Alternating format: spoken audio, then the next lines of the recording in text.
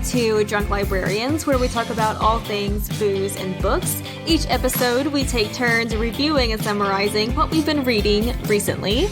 And beware of spoilers. So in each title, there will be which librarian is reviewing and summarizing, and then the title of the book. So if you do not want to know spoilers, please do not listen. And our only rule of this podcast is no throwing up.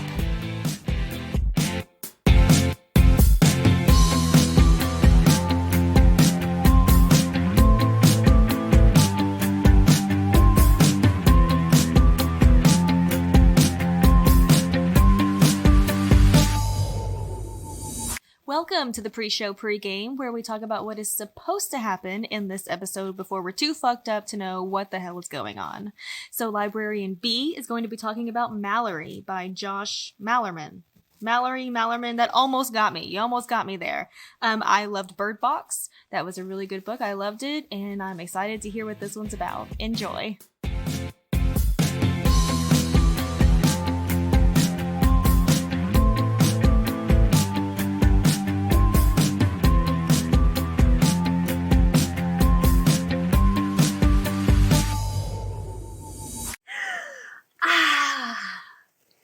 Malorie. Malorie. You know why it starts with Mal? Because the book was Moi Mal. Okay, that's harsh. It wasn't that bad, but it wasn't great. Would you recommend me to read it? No. Okay. No. Okay, so I read Malorie by Josh Malerman. Wish I had some Malamars. So this is the sequel to Bird Box. Bird Box! I loved Bird Box. The movie was horrible. Yeah, I'm like, how dare you? The book was so good. That movie was a piece of shit. Was so good. I was so tense during the book. I know, it was one of the few books where I was actually like, fuck. But I wasn't like scared. It wasn't scared, it was tense. Yeah, I'm like, I didn't like take it with me, but while I was reading it, I was like, oh shit. It was like exactly. It was very suspenseful. Suspenseful. And I brought it home from work, because when you first started, you kept talking about this fucking book. And you're like, they're gonna make a movie, and it's like a book, and it's like really good. And I'm like, shut the fuck up, new girl. You don't know me. You don't know my life. And she secretly took it home. No, I blatantly took it home. I was like, fine, I'll read it. Shut the fuck up. And at the time, it was like way expensive for the book, and I had to interlibrary loan it. Oh. I didn't have an interlibrary loan copy. I interlibrary loaned it for you. Did you? I did. And then I bought it later on softcover because they made the movie. Oh. But I didn't put all the paperwork on it for you, though. Like, I just... That's it? Yeah, you just gave me the book, but it was all... Yeah. Oh my god, I remember. This was so long ago. This was like 5 glasses of whiskey ago. I know. Collard greens, am I right? Yeah. Oh, let's do it again. Missed that. Oh, your hands are so fucking orange, Trump. I just gave him a hand job. What? It literally looks like you gave an Oompa Loompa a handy. That's what it looks like. Do you know how much candy I got from that? Worth it. Did you get to swim in the chocolate river? Yes. Naked? Yes. Teed in it. Okay. All right.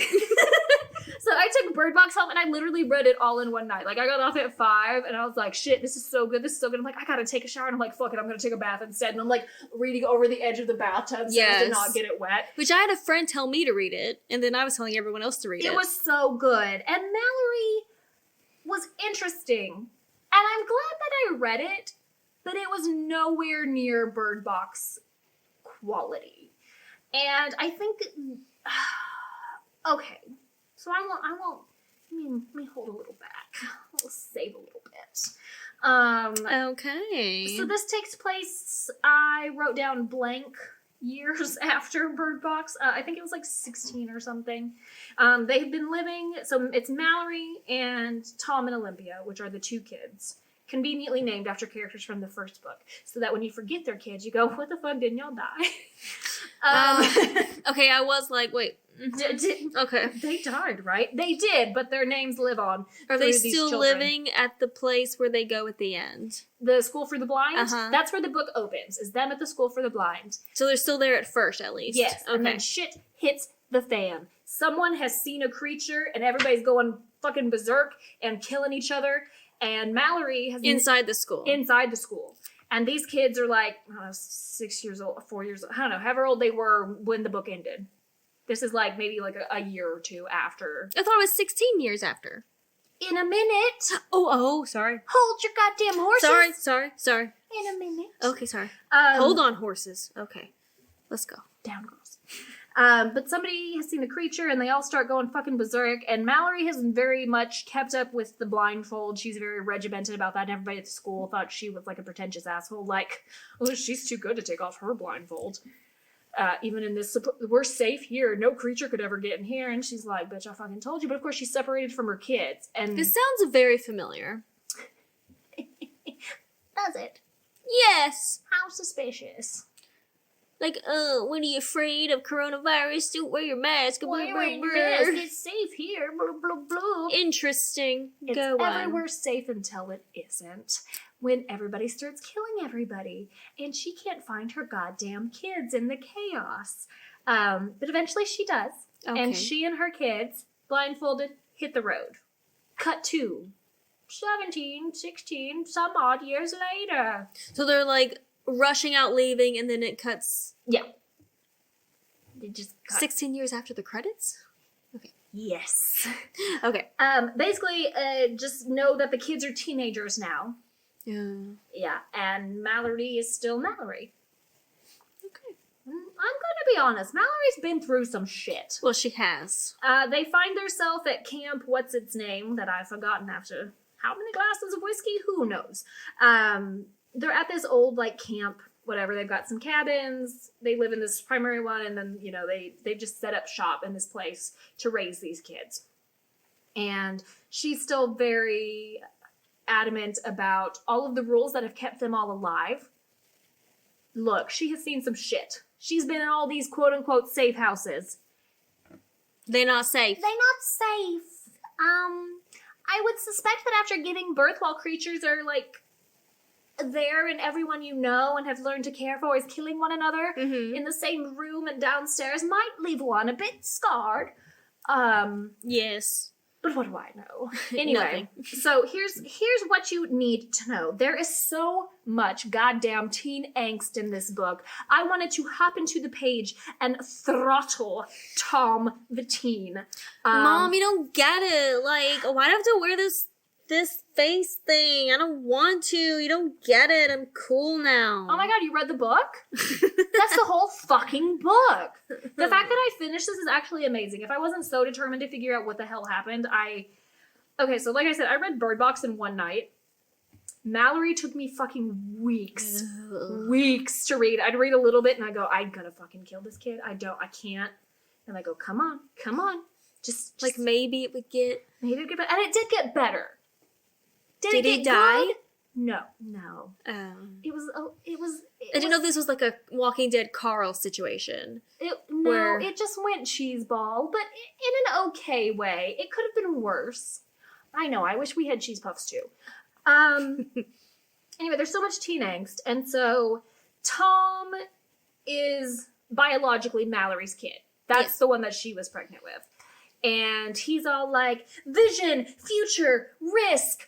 How are we this is just staying alive, but this isn't living. This is survival, not living. This is no way to live your life. Mom, you're still living in the old world. This isn't the old world anymore. We have to take chances. We can either survive blindfolded, or we could live and then murder each other by going crazy by looking at a creature our human minds can't comprehend. You know, that small detail. Well, there is that, yeah. So he is literally the exact opposite of Malorie, who's very controlled, who has given up all of her human elements to keep these small humans alive, for which these ungrateful shits are ungrateful. And that's parenthood. Ta-da! I mean, I assume, I don't know. I mean, that's what the books tell me.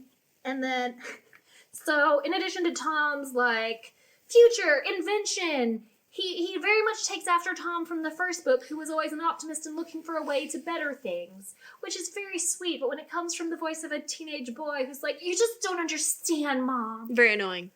Yeah. And Olympia. Is Olympia's daughter.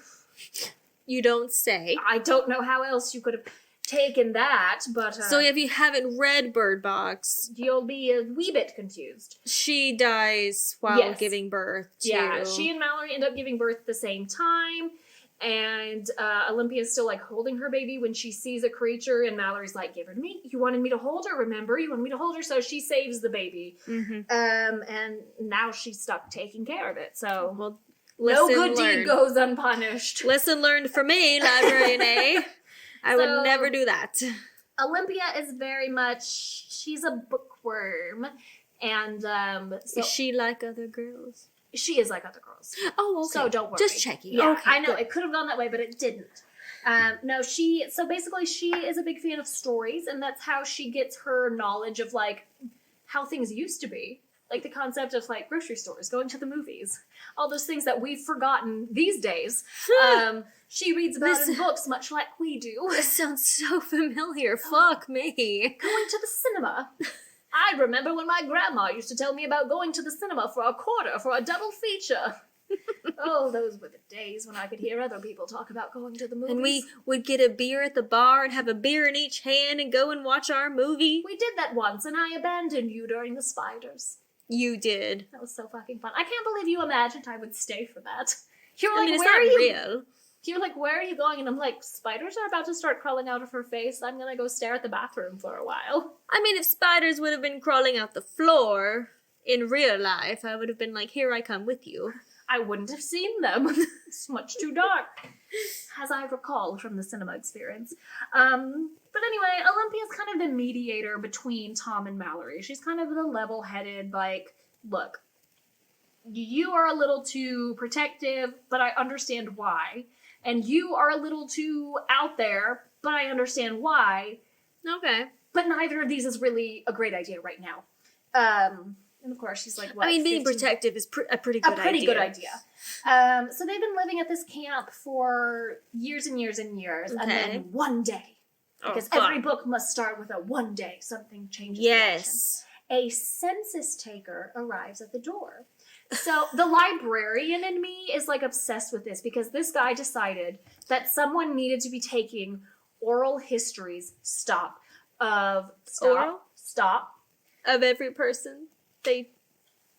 They were doing oral with every person they came across. Good for them. Everyone needs a bit of joy. Why not? No, but this door-to-door census taker was taking down names and histories and all of these people's stories because this is a massive fucking historical event. And I'm like, oh, he's cataloging them and he's classifying things and he's traveling.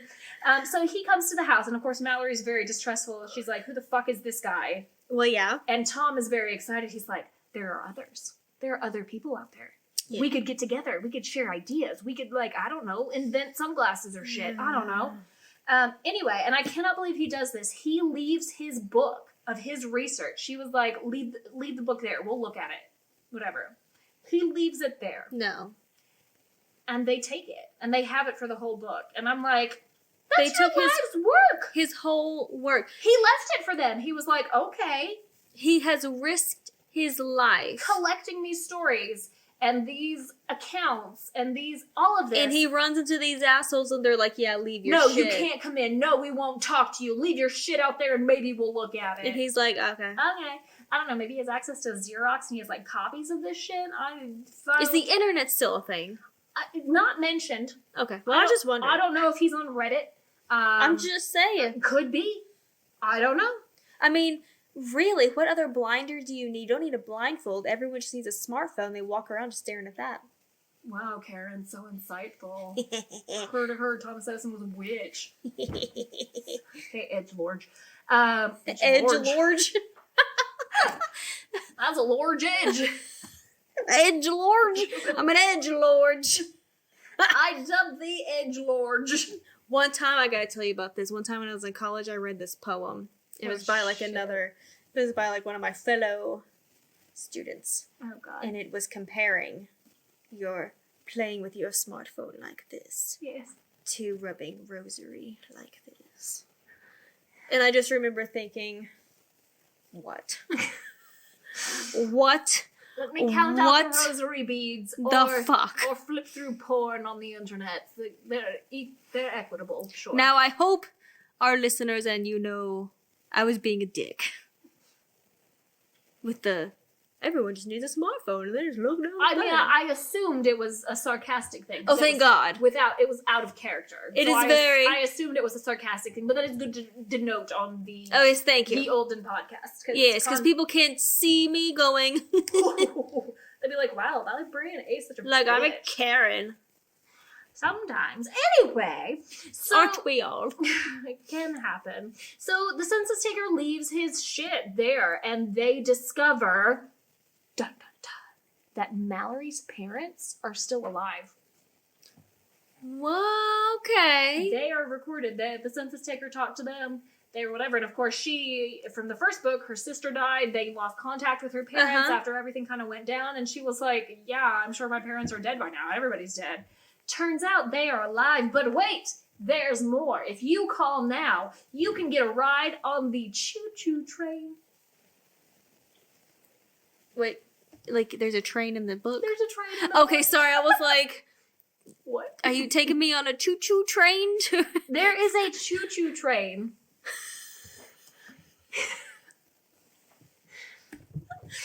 Okay.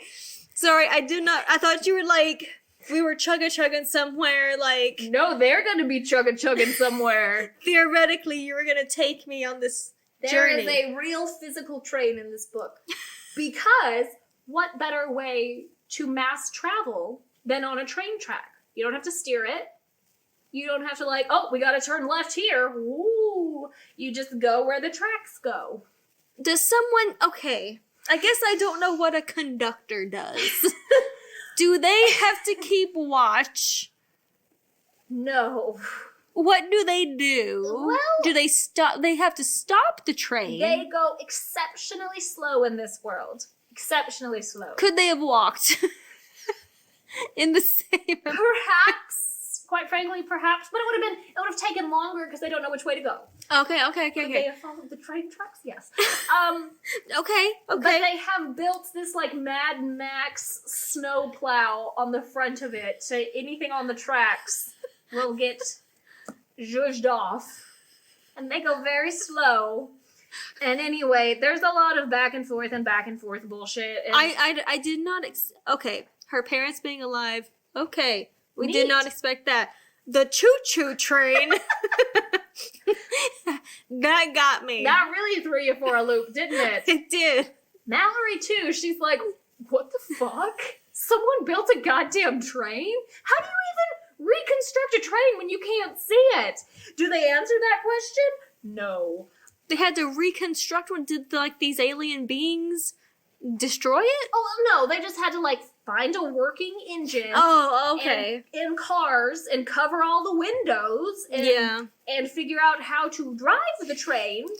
So many people have risked their lives for this train. Yes. Did they also, like, bully them into, like, leaving their lives work? Like the census taker? No. Thank God. No, they weren't like, it's our fucking train now, buddy. Well? Yeah, so I'm skipping over some shit, but, like, basically, Tom's all like, people are risking their lives to make a better life in this crazy, upside-down, topsy-turvy world. And Malorie's like, this is dangerous, this is crazy. But also, my parents might be alive? What? Okay. So in the end, after some back and forth, she's like, okay, we'll go. Because this train will take them to wherever that her parents were living.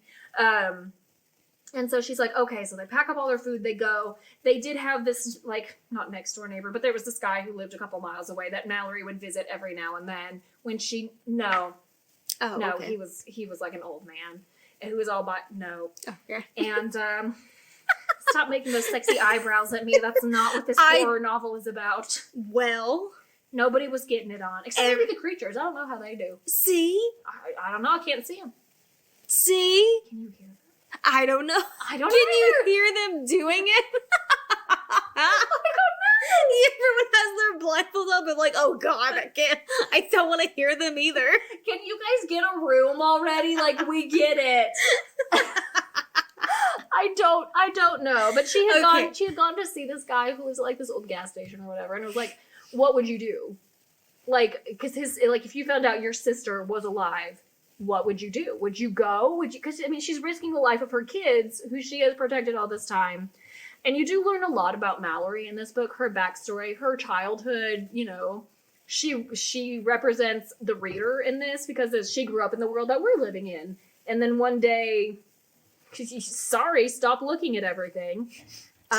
Hey, sorry, stop breathing on it. Stop spitting on everything. Stop spitting on everything. That's my constitutional right to spit on anything I want to.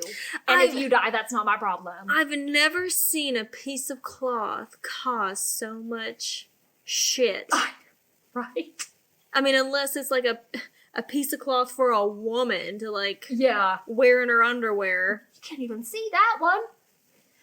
So they decide to get on this train, and they're gonna go find Malorie's family, and Tom's all like, woohoo, we're gonna go to a land of invention, and he secretly took the census book that he wasn't supposed to have. He took it out of Malorie's bag, and he's been reading it, and he's hearing all these accounts of, these people in blankety-blank city. So she doesn't want him to read the book. No, because she knows he'll get really excited about all this shit that's super dangerous, and he does. And he's reading it, and he's like, it sounds like some people have captured a creature, and they're doing all these tests to see if they can look at it, and all these people are, of course, dying when they do look at it. And okay, I was about to ask how they are doing these tests. They're like, okay, put on these sunglasses. Can you look at it?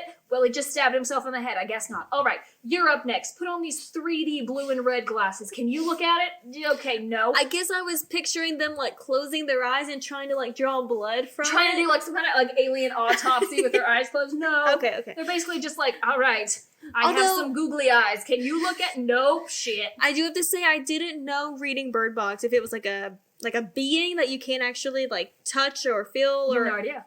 I thought maybe in Bird Box there was a, part where one of them, she could feel it breathing. I might be making that up, or where they could feel them, but for some reason I thought it could be this being. That is a great point, because, okay, so the School for the Blind haunts Malorie forever, because she was the first lady she saw was Annie, who I think you meet briefly at the end of Bird Box, who was I remember. I mean, I don't know, but I think you do. Who was this blind lady, and she was the one who went crazy. And Malorie's she's fucking blind. How did she go crazy? And so throughout this book, she's afraid that if they touch you, that's enough to make you go crazy. So she has got hoodie. Even in the dead of summer, she's got layers. Okay, wait. So at the school, someone who's blind ends up going crazy like everybody else in Bird Box. Yes. And that's what's freaking Malorie out throughout this whole book, was how the hell did that happen? And so the only thing she can come up with was, it must have touched her. I mean, how else could it have happened? So she is full hoodie, gloves, scarf. Oh, fuck. Face, she is completely covered head to toe. No one can see my face, but I'm what? I know. Okay. And so Tom thinks she's full of shit because he's a teenage son. Of course, who, yes. Of course, doesn't believe he knows everything. Yes, absolutely. And, but throughout the thing, because Tom and Olympia have grown up in this world, their hearing is incredible. Because whereas we've learned to rely on our sight more than any of our other senses, they haven't had that option for most of it. So they can hear. So Malorie relies on these kids to okay, there's a creature over here, I can hear them. There's a creature over here. And the main takeaway that they tell us is that there are many more creatures. They have not gone away. They are everywhere now. So they are reproducing. They are, somehow. I guess we can hear that going on. I bet the kids can. They're Mom. They're in the basement, with all the windows out when they have their blindfolds off, and they're she's kids, what is it? What? Nothing. Nothing. Oh, yeah. They're playing Barry Manilow. It's gross. How are they doing that? I read one review on Goodreads that kind of compared Malorie to more of an extended epilogue of Bird Box than his own standalone novel. There was a lot that was pointless and a lot that was... That's disappointing. It is. There was some good parts. I don't know. It's one of those ones I don't know if I can really recommend or not. If you loved Bird Box, it's interesting to have this other context to it. But which you just gave us, so we don't need to. Yes, and there is... Thank God. There's more, don't worry. But I don't know that it's worth sitting through this book. I would rather someone had just, told me all of this and I would have gone, okay. Oh, thank God. Cool. Okay, that's what I'm doing.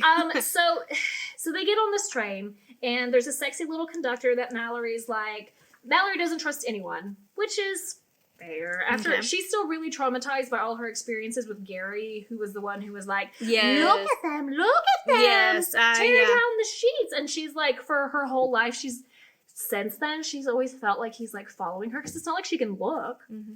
And he was like weirdly obsessed with her and all this stuff. And so she's felt so haunted by him. That was like a creep. Oh man. God, that was so creepy. Whew. But there's this guy, the conductor of the train, the guy who refurbished the train. Is it Gary? It's not. Okay, sorry. But he's a really nice guy. And like, he is actually. Okay. And he for one. I love how you know my looks. Yes, like earlier I was like, did they fuck? And you knew like, what that look meant. And just now I was like, but was he though? Is he suspicious? No. And you're like, no. Okay. He was legit, and he was one of the few people who was like, a lot of people just think Malorie is super paranoid, and they're like, okay, you're on the train, you could take off your blindfold. Like, okay, what if one of the panels on the windows falls down, and then we're all fucked? And there's you're 6 feet away, you could take your mask off. Yeah, it's fine. It's fine. What are you worried about? I mean, except you will die. Yeah, you will kill yourself and possibly others around you. Rings a bell. Mm-hmm.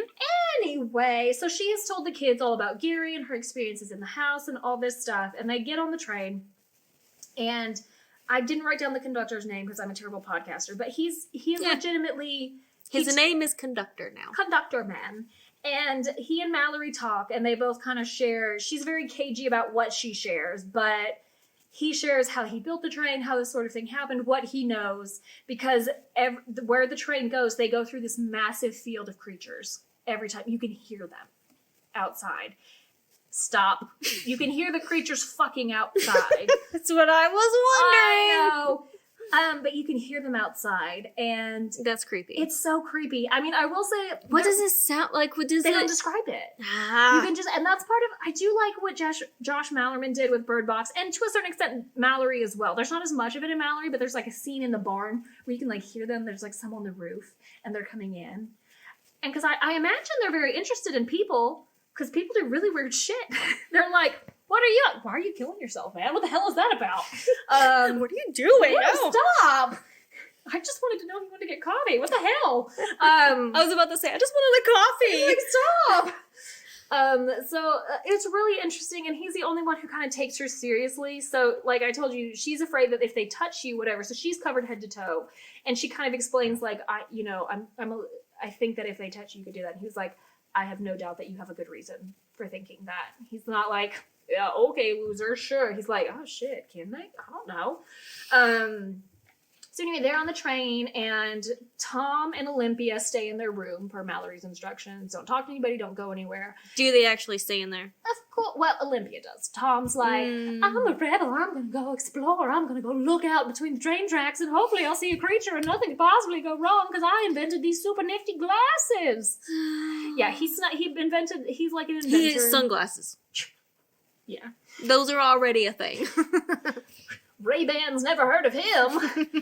But he invented some kind of fucking glasses or whatever, and he's like so excited to try them out. Because of course the risk of them failing is not like certain death or anything. It's just that his friends will think he's lame.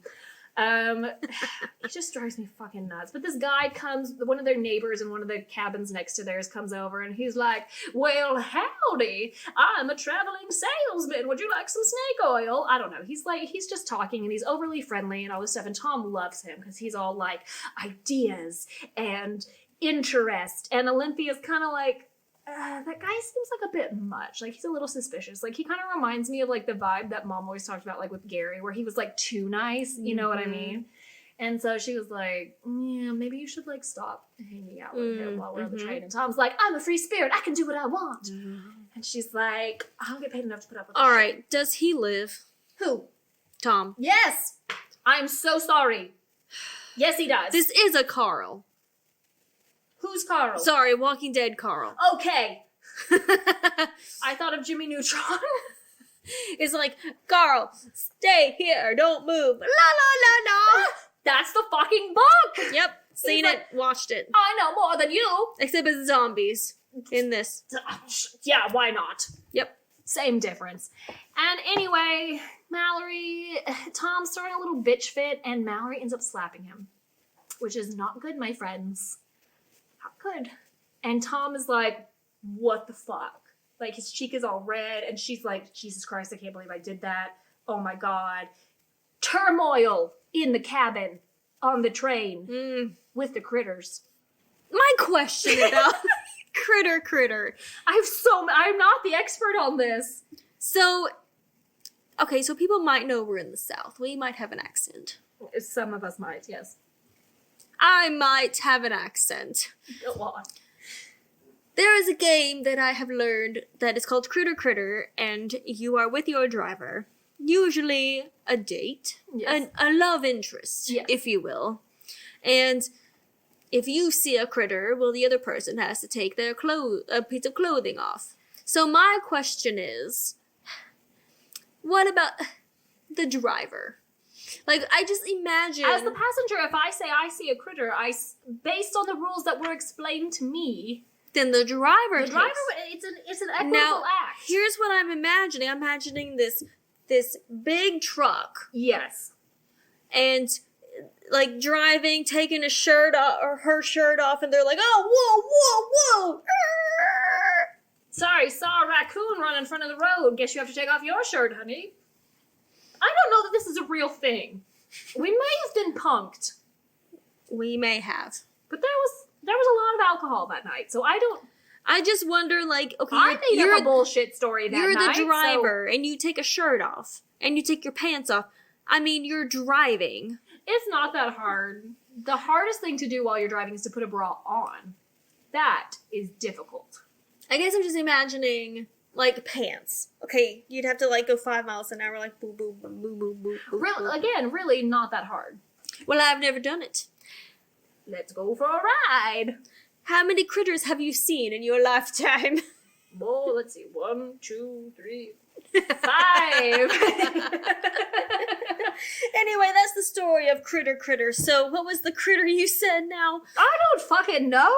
Okay, dude got slapped. Never good. Slapped, and he runs off. Yes. I mean, they're on a train, so how far can he go? He runs off, and Malorie's like, But it's a slow train. It is a slow train. And Malorie's like, oh shit. And she had heard someone say something about, like, there was a creature in storage in the cargo thing. And she was like, fuck, we gotta get off this train. We should never got on this train. That's why she was freaking out. And Tom's like, Mom, you're just so uncool. What if I want to see a creature? Roused hour, let's go see the creature. And he's like, no. Tell it to my acid wash. And so Tom runs off in a huff, and Malorie's like, oh shit, I gotta find my son. And she tells the conductor, she's like, I heard someone say, like, they have a creature in storage. And he's like, that would be bad. So yes. I'm gonna go check that out, and I will look for your son this way. You go this way, and we'll whatever. Okay. And Olympia's like, not in the middle. Anyway, then they go through the field of creatures, and she can hear them everywhere. And people are like, what the fuck? And she's like, it's just a field of creatures that could kill you if you looked at them. Everyone go back to your cabins and close your eyes. And they're like, what the fuck? And she's like taking over because she's like a fucking grown-ass adult at like 15. Anyway, and then Malorie's like looking through the train. She can't find Tom anywhere. She's asking all these people, and she goes to the cargo area. She can't find anything. And then she hears a voice. And you know whose voice it is? Gary. No, you're fucking with me. No, it's Gary. It is Gary. Gary was the man in the cabin next to theirs who Olympia was like, that asshole kind of reminds me of what Mom always said about Gary, how he was too... No. It's Gary, bitch. And I said that. I know. And I when I was reading that, I was like, I don't know if this is lazy writing or a really good twist. I have no idea. Fuck. It's Gary, and he's like, hey, Malorie, how have you been? Been thinking about you a lot. Turns out he's been following her whole life, just like Does she slap him? No, she gets pushed off the fucking train. In the field of creatures? Well, he puts her in a box. Oh, no, somebody else goes in a box. The conductor goes in a box. I don't know. He puts the conductor in a box? I don't know. Somebody goes in a box at some point. Okay. And anyway, he pushes Malorie off the train. He goes with her. They get off, because you can get off wherever you want, because the train's going super fucking slow. She could probably get off wherever you want. Run back and get. She probably could. He pushes her off the train, and he goes with her, and she's lost in the middle of wherever. And then it goes back to Olympia and Tom and the conductor, and they're like, "Where the fuck's your mom?" And she's like, "I don't fucking know." And Gary who has a different name and who finds Tom, and he's like, you are a like-minded individual. Let's go meet this famous lady you read about in the census book who does experiments on creatures because you are a like-minded individual. You're not afraid like these cowards. You're not afraid like these weak-minded people. You see the true potential of this new world order. No, we're not the Illuminati. I've seen that BuzzFeed episode too. It's not a real thing. All right. And so he... Speak for yourself, woman. So Gary takes Tom and they go to this weird town where they're all like, science, invention, let's risk our lives to see some creatures, yeah. Okay, so like on the one hand, I'm like, okay. Like it's like on Contagion where she like risks like she does the vaccine or whatever, and it could have killed her. But on the other side, it's like... This boy's like 15 and fucking stupid. Yeah. And it's Gary. It's Gary! Your mom has spent your whole... But he doesn't know that. He doesn't know that it's Gary. He thinks this is like, I don't know, Archibald or whatever his name is. She's like, hey, there's this really nice guy and he wanted me to look at the creatures. He was really crazy and blah, blah, blah, blah, blah. And he's like, oh my God, here's this guy and he's really nice and he wants me to look at the creatures. This is nothing like what I learned. This is crazy talk. Okay. And so he goes with Gary and they go to this town and they do all these things and Tom's like, he's like in this big scientific meeting and I imagine them in like this tent over this like board with like the little pieces on it, like a little war room, whatever, and they're like blah blah blah blah, strategy, tactics, blah blah blah, and Tom's like, excuse me, I had an idea. And they're like, go, child. He Tiny Tim. They're like, go. You're our new head scientist on this project. And he was like, so, I made these two-way mirror glasses back at camp with my mom. And I just thought that we could probably maybe look at a creature through the two-way mirror glasses because then it wouldn't be looking at us. It would be looking at itself in the two-way mirror. And it would have to contemplate itself. So we... Psychology, and they're like, brilliant, who's next on the list? And this guy's like, me, I'm gonna look at it through these magical glasses. And Tom's like, wait, someone could die because of my glasses? And they're like, yeah. Okay, hold on. Yeah, there's a lot to unpack there. Okay, the two-way mirror. Yes, there was a two-way mirror at camp, and it inspired him.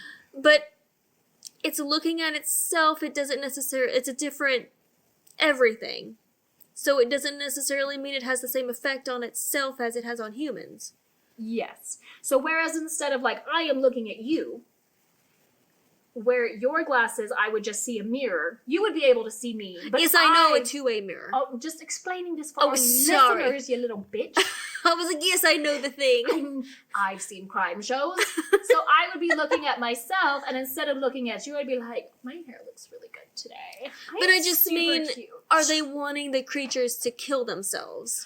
Because you don't know that would be the effect. The ideal was that... But just that they could see them. They could see them. They could go about their lives visually once more. Regardless of whether... But you're still seeing them. Yes, but they wouldn't cause you madness.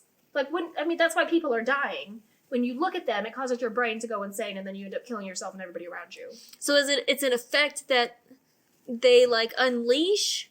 Not intentionally. Is the thought process. But you're still seeing them. You're still seeing them. But I know. I'm not there. It doesn't make a whole lot of sense. Okay. You're not lost. It just is bullshit. Because you're still seeing it. You're still seeing them. So you would still go crazy. The whole concept of like, I'm seeing them and my tiny human brain can't comprehend the sheer horrors that I'm witnessing. Because it's a two-way mirror. Because I can still see it. But the thought is that maybe part of their aura is their magic killing thing. But they're not intentionally killing people. I don't know. I don't get it. Okay. I'm not smart enough. I'm not either, apparently. I'm stupid. If you are smart enough and you understand this, please tweet us, email us, Facebook please us. I don't explain know. it We're not to smart us. people. But anyway, they were like, oh yeah. I said two-way mirror glasses to make it contemplate itself. They kept saying it had to contemplate itself. That's what made me think that they were wanting it to have the effect that it has on humans on themselves. Yeah, I don't know. I put question mark, whatever, philosophy major. That's what my notes I like said. that. I like that. And so, yes. So then Tom is all like, well, this sounded really great in theory, but now, like, this man Someone right can here die. could die if my glasses don't work. And they're like, yeah, they signed up for that risk. They're willing to take that risk for the betterment of humanity. And he's like, yeah. But also, no. So anyway, Malorie, while this is all happening, Malorie's in a hole in the ground. Well, he buried her. He didn't bury her, but he, like, dug a trench or whatever and dropped her. She can't crawl out of it. So he was able to get back on the train. Yes. And get Tom. Yes. Okay. So he also had a cohort. I don't know what his name was, but he had a buddy. So the maybe train is slow then. It's very slow. All right. And so Gary takes Tom, and they're both at this two-way glasses meeting. All right. Malorie's in a hole in the ground, and she's fucking freaking out. She's like, I can't get out of here. And she's like, what if there's one in here with me? How the hell would I know? And then she starts to think she can hear it, like in the other corner. And she's like losing her. How big is this box? It's not a box, it's just a hole in the ground. I pictured like a square hole in the ground. Oh, I was thinking like, oh, okay, I get it now. I just like somebody dug out a square. I was thinking like a box. No, and there's like a... She's not like buried alive. She's walking. She just can't reach the top of the hole. All right, got it. Okay. And then she's like freaking herself out, as you would. You can't see anything. Yep. You've just realized Gary has been stalking you this whole time. Mm-hmm. You thought you were fucking crazy. You're like, that's not a real thing. You're just crazy. Nope, it's true. Mm-hmm. And she's in this hole, and she starts to psych herself out. It's like, there's a creature in here. And then she hears Olympia, and she's like, that can't be Olympia. How the hell did you get here? Whatever. Olympia jumped off the train when she noticed literally no one in her party was still on the train. She's like, my mom's not here, and my brother's not here. I don't think they're on the train anymore, guys. She finds her, and then plot twist. Turns out Olympia could see the creatures the whole fucking time. So she has seen them throughout the whole thing. She's seen them. And not said anything. No, because she was afraid Malorie would be really upset, or maybe leave her behind, or kill her, or something. And she doesn't. She's very... So she tells her, she's like, hey, like, look, I can see the creatures, and you're good. Yeah, basically, because she's like, Olympia, close your eyes, you gotta get out of here, there's one in here with me, and she's like, Mom, there's nothing in this hole, and she helps her get out, and she's like, how the hell did you know there was nothing in this hole? She's like, okay, so, funny story, but I can actually see them, I've seen them, like, my whole life. I can't actually hear that great. Tom can hear really well, but I just see them. So... That would have been so handy. It would have been, but I can understand why she would think Malorie would be scared of all of that. But... It would have been really handy. Very, very handy for their life. Which she has used. She just pretended like she could hear it. So she's like, okay, so we need to turn left here, which is to go around a creature in the middle of the road. Or, yeah, I don't know, I can hear something to the left. We should go this way. Okay. So she's used it, but without telling anybody. Interesting. And I feel so bad for her, because here's why she's so grown up, really. She's been lying this whole time. And think of, like, she sees dead bodies horrifically all the time. Because there are dead bodies everywhere. And she just looks freely while the brother... Look freely, and she's like, all right, so everybody let's go to the right for a little while, because there's like a pile of dead bodies over here. So let's go this way. They're looking really gross. Okay, what do the creatures look like then? She doesn't tell us. We don't know. Are you fucking kidding me? We don't know. Because, and I get why he does this, because anything you described would be lamer than what you're thinking of. I know. But, like, here's the thing. I always thought of them as, like, really big, like, really tall. I don't know why, but I mean, everybody pictures them differently, I'm sure. I know, I thought of them as like a being, like something maybe like you couldn't actually like something was there, but you couldn't really see. Because I guess that would be really creepy to me. I think it's funny because that's what we do. We picture what would be really creepy. Because so, if you could touch it, or know it was there in some way, like it breathing on you, that would be like, okay. It's here. But to not have that. Yeah. So, oh my God, you're more like the movie. Because, like, that shitty-ass movie was just like the wind. Like, the leaves would move and you're like, it's a creature! Yeah. See, I think it's really funny because what I kind of pictured, I read a book when I was, like, in middle school or whatever, and it was based off Wendigos, which is an Algonquin legend that a lot of horror movies steal and turn into their own thing. But, like, I have this visual in my head that I think is really creepy, and it's to be honest, it's a bastardization of that legend because that's the horror media that I've consumed. You're nodding very politely. Thank you so much. But I pictured something very tall. Well, I know nothing about this, so I'm like, well, okay, I'm just listening. I pictured something very tall. It's got antlers. I think antlers are super creepy. I'm like monster movies. That's why I love The Ritual so much. Okay. And it's just like very big. So like in this, they talk about. Oh my god, I almost forgot something. This episode's going to be so long. I'm so sorry. At the school for the blind, there was a creature there. Obviously, people went crazy. Yeah. But Olympia went down the hallway, and she was like, look, she saw it. There's a creature in the hallway by the art room. And so Annie comes down the hallway, and she's like, don't go down there, there's a creature. Well, turns out Annie was never blind. She's been faking blind this whole time. That's why she went crazy. That's why she went crazy, because she saw it. God damn it. It has nothing to do with touch, nothing to do with any of that. She just fucking saw it. And so, because Olympia had caught her one time in the bathroom or whatever, like she went like pee really late at night or whatever, and Annie walked in there and she saw her kind of like looking at herself in the mirror. Because I mean, I don't know, sometimes you're just hot, deal with it. But so Annie was never blind, and so she walked down the hallway. Fuck me. She pretended she was like, well, she's like, there's a creature down that hallway, and Annie's like, well, that won't affect me, I'm blind, ha ha ha. And then she goes down there, and then she goes all stabby, and chaos ensues. So there's the secret to that. Huh. That's a big mystery the whole time of like, what the hell happened at the school for the blind? Yeah. Because we knew Annie was the first one to see anything. Malorie is reunited with her parents at the very end. Her mom actually has already died. Not of creature-related anything, but just old age, whatever. Okay. And Tom's two-way mirror glasses fucking work. God damn it, that pisses me off. That makes so no fucking sense. It makes no goddamn sense. Like, contemplate yourself to spare me. Okay, I don't even know. But it just pisses me off that Tom was right, because I feel like he would be insufferable after that. Like, Mom, you never listened to my great ideas, and I don't get it. I saved humanity with my fancy glasses from the camp that you made me stay at for, like, my whole life, because you're a bitch. A bitch.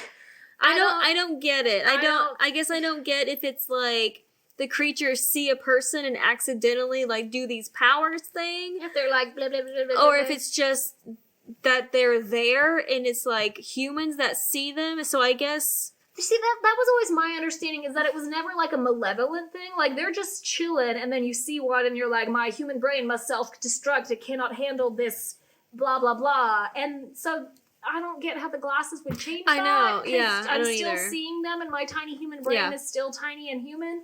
I don't get it. If you're smarter than me, please feel free. Send us a fucking email or a tweet or a Facebook or whatever the hell we're on. We probably won't understand it, but please do. We won't, but feel free to try and educate us. Anyway, they go live with her dad, and Tom's less of a dick now that he's, like, saved the world. He's less of a dick. He's like, well, my mom was kind of right, because Gary was kind of a really bad guy, and maybe I don't know everything, because I'm 15. But he saved humanity. So now people can go around with these glasses. Yeah. So everybody's seen a creature now. It took Malorie would not do it for forever. Because, I mean, let's face it, the blindfold, she lived and died by the blindfold pretty much. But one morning she does go out. That's how the book ends, actually. But they can still see and know what they look like. Yes. We don't, because... Yes, I know this. Yes. But the last part of the book is she puts on his glasses. Not in front of him, obviously. That would be insufferable. She puts on the glasses, goes out into the backyard with like a cup of Folgers or whatever, and like stares out in the backyard, and she's like, there's a motherfucking creature in my backyard. Okay. Which I suppose is like how I am with deer. I'm like, there's a deer in my backyard. Okay. I love the comparison to the creatures and deer. I mean, I guess, okay. I guess because it's just going to become a commonplace thing. They're everywhere. So you just have to always wear the glasses. Yup. Well, I guess if they're scientists, they can make them into contacts. You can just wear them all the time. Yeah, and I mean, there've got to be some people like Olympia who can see them without any harm. So then at some point, does that become the dominant trait? Genetics. oh, shit, Gary. Okay, so before the very end of the book, when she's like, best part of waking up is creatures in my cup. Before she does that, she's Please don't sue us. Please. Send us coffee, don't sue us. So before she does that, she is still wearing the blindfold everywhere, and Tom's wearing his sexy Blu-ray glasses, and Olympia's just doing her thing, and she's like, ahem, I have an announcement. I would like to murder Gary. And they're all like, okay. Olympia, the good girl? No, Malorie. Oh. She was like, this man has destroyed most of my life, and I don't like living in a town where he lives. And they're like, okay. So she has a crossbow, and they guide her into town, and he's like sleeping against some wall somewhere. And they're like, okay, they aim it for her, and she like fucking pulls the trigger and just like shoots him while he's sleeping. And I have to say, I kind of appreciated that. It was just straight up murder. There was no wishy-washy, well, if I kill him, I'm just as bad as him because he killed all my friends. It was just like, fucking payback's a bitch. Deal with it. From knowing what happened in Bird Box, I'm like, I mean, it's completely fair, but okay. I always hate it when they're like, well, the hero can't do this because that makes them as bad as the villain. No, it fucking doesn't. No. No, it doesn't. Stop trying to peddle me that shit. So she just straight up kills him, and he's out of their lives forever. He was actually he was at the camp. He watched them for years. And then he'd go live his life, and then he'd come back, and he'd be like in the cellar where they kept their food, and he'd watch them blindly trying to get their food. What the fuck? Yeah. What? Yeah. Jesus. Yeah. He legit stalked them. Also, and you see, here's the thing. I always pictured creatures, the creatures are super tall, like I said. I just pictured them as big. So the concept of them being in the pantry never even entered my mind.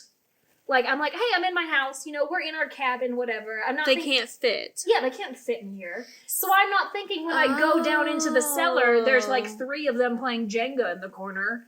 See, because I thought I think because what I find scariest, and that's kind of what I didn't know what was going to happen in The Ritual, is I thought it might be all in their heads, because, I mean, that's what's really freaky to me. Especially in The Ritual, the movie, you have these flashes, because it plays on their fears. Yes. And so he feels all this guilt about his friend, and then he's in the middle of the bar, in the middle of, the Swiss woods, and you're like, is any of this real? Is this just his guilt? What's going on? So the scariest thing to me is, that being all in your head, or, something you can't, you can't know is there. Yeah. So, you mentioned that it was, like a ghost, but you can still, people see those. People say they see those. People say they feel they're there. But not always. Sometimes they just see other shit move. Well, even then. You still see something. You see something. Yeah. But then with the book, it was nothing.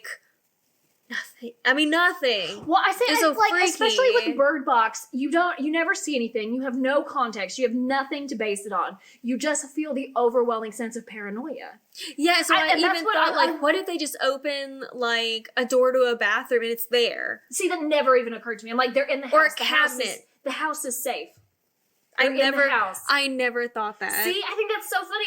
I think that's what I really loved about Bird Box. Malorie, hit or miss. Read it if you want. If you don't, just listen. Tell your friends to listen to this if they don't want to do it, because it's kind of shit. It's not shit. I won't call it that, but it's not great. It didn't live up to Bird Box, but to be fair, Bird Box is amazing. It would be exceptionally hard to live up to Bird Box. I love horror. That's my favorite genre. When I'm not reading shitty classics, I like to find the next good horror novel, and Bird Box was one of the first ones in a long time that I actually felt something while reading. I could not put it down. I was like, what the fuck, what the fuck, what the fuck, what the fuck, turning the pages. And I kind of wish I could read it again, but for the first time. Yeah. You know what I mean? Yeah. Just because it was such a great reading experience. This one took me weeks to read. I couldn't get into it. The teenage angst was bullshit. I kind of know, when I'm reading a YA book, I know to plan for a little teen angst. Yes. But with this was an adult book, and I just wasn't expecting that. And I really... here we go again. I wasn't expecting the time jump either. So I was thinking, okay, so it's going to be Malorie raising these kids. And I'm like, shit, can you imagine how hard that would be to have a couple of, I don't know, 6-year-olds, whatever, in this world? How do you... 2-year-olds. Yeah. How do you do that? You have these toddlers. And you don't. I mean, that's why, to be fair, she seems like such a horrible mom when you read Bird Box, because she's, smacking their hands, do not touch that blindfold. Do not touch it. But what the hell else would you do? Yeah, I know. What would you do? Otherwise, kids, you can't control kids. I don't know. I mean, on one hand, yeah, she's, beating these kids and terrifying them. but they are alive because of her. It's really, I don't know. It's weird, yeah. It's a super interesting universe. Malerman did a good job. I did say, and like, he did unite well-developed characters with complicated emotions. You get into a lot of Malorie's past, which I didn't really get into because it wasn't exciting. But it explains a lot about her and her sister and her parents, because here she's spent like over a decade thinking her parents were dead. Yeah. And she's like, why didn't I try and find them sooner? The guilt that she feels because she never even tried to find them, because she assumed at this point, well, everyone's dead. Mm-hmm. And then the guilt she feels about taking these kids out of a place that is safe. It's just, I don't know, it's a lot to take in, but it was fun. This book is much better than the Bird Box movie. So I bet. I would read this book 100 times. It doesn't take much. No, it doesn't. Like, let's put a random shitty white wrapper in this movie. You know what Bird Box was missing? Shitty white wrappers. I did actually, after I read this, I rewatched Bird Box because it put me in the Bird Box mindset, and I didn't want to like reread it right then. And I was like, I'll just watch it. I'm like, maybe it's not as bad as I remember. No, it was so much worse. It was so much worse than what I remembered. And one of the things that always drives me crazy about like Hollywood adaptations is like, they take a story and make it even more unrealistic than it ever was. Like, oh, all these strangers are stuck in this state-of-the-art house that's huge and has, like, rooms for everyone. Like Frank Lloyd Wright designed it, and it's amazing. You just happened into this architect's house. And I'm like, what I really thought was impressive about Bird Box was that I just pictured them stuck in this, like, regular suburban house. Like, the shitty house I grew up in, which was tiny for, like, 3 of us, let alone we're creating like what, 7 to 12 people in there. That is crowded and stressful. And yeah, it is funny you mentioned that, because my friend who had me read it, and whenever I finished it, she was like, yeah, they're gonna make it into a movie. And I was like, how? Because all of the tension and all of that stress is because the main character, like, they can't see anything. And there's all this mystery. So then the movie took it all away. That's what I wondered too, because I'm like, you had told me about this, and you're like, and I was like, I had seen the trailer for the movie, and I was like, okay, that's an interesting concept. And I'm so glad that I read the book before I saw the movie, because the experiences would not be comparable otherwise. But I'm like, you have this tension because you were living in a world where you can't see anything. And we are a very visually based species. And so to watch the movie, you're like, I mean, even just the moments where you see the outside of the house with like bodies in front of it, I'm like, that takes part of it away, because those people have no idea. They don't know. They have no idea. And I'm like, even like, okay, they're in the car and they blacked out on that's the closest they ever get to capturing that, because okay, we're in the car, all the windows are blacked out. I did think it was kind of neat, and the only thing I will give credit to the movie for was in the car where they had like the crash detection thing, and they were like, something's on the front, something's on the back, something's all around. I was like, okay, that was a little like tense. But that was like the closest I think it got to the book. Oh yeah, absolutely. That was the only moment where I was like, I did see where whenever the movie first came out, people were like, they stole this from A Quiet Place. And I thought, okay, A Quiet Place, the book was written before that. I know, Bird Box was written way before A Quiet Place. I did think that was funny. I know, I remember that. But I love the movie. I fucking love A Quiet Place. Yeah. And I'm very privileged to say that my biggest, like, I'm still so pissed about 2020 was like the week I was going to go see A Quiet Place 2, everything shut down. And I know that's not a real problem. Wait, it came out? No. Oh. It was supposed to come out that weekend. I'm like, but they already filmed it. Yeah. It's coming out like November of this year. Oh, okay. Theoretically. I was like, okay, because they want money from the theater. Yeah.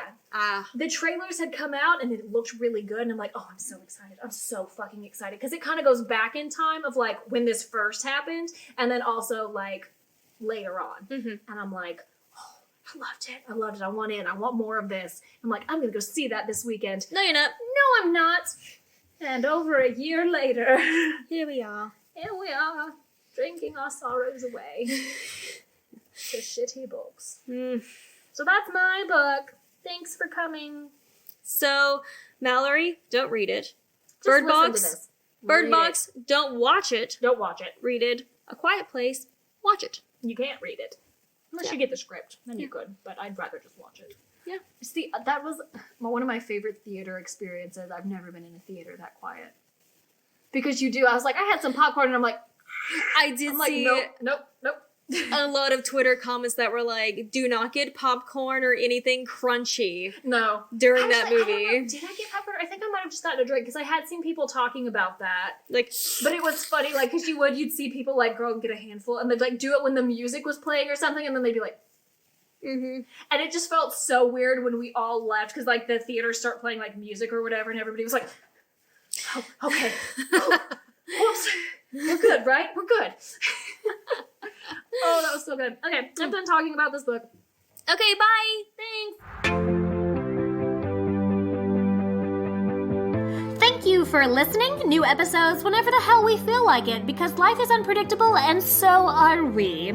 For more Drunk Librarian shit, find us on Twitter and Facebook. We rarely ever check them, but feel free to send us a message and we may see it in about 20 years. Please drink responsibly. And remember,